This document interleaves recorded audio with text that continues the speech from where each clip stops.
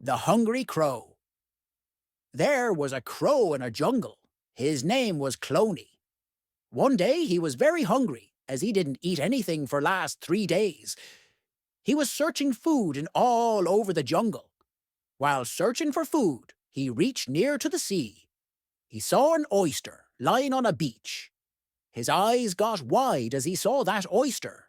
He just wanted to eat that tasty meat inside the shell. So he tried a lot to open it with all of his strength. First, he tried to break the shell with his beak, but the shell was very tough. He didn't make it. Later, he hit it with a stone. Again, he failed. He even started jumping on it, but it didn't work. He used his all ideas to break that shell, but unfortunately, he failed every time. There was another crafty crow sitting on the tree. He saw Clony using his tricks to break that shell.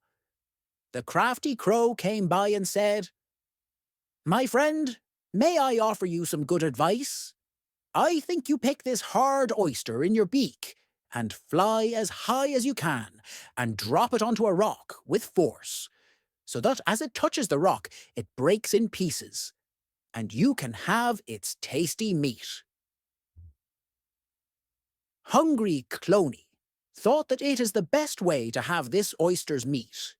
He couldn't imagine what was going to happen next. He did everything as the crafty crow told him to do. He reached to a height where it was even hard to make out who's on a ground. He throws the shell. But he didn't know that the crow who was on the ground was actually waiting for an oyster to come down and break into pieces, so he can eat it before Clony. Everything happened as it has to be. The crafty crow ate up the juicy meal, while the hungry Clony got nothing to eat.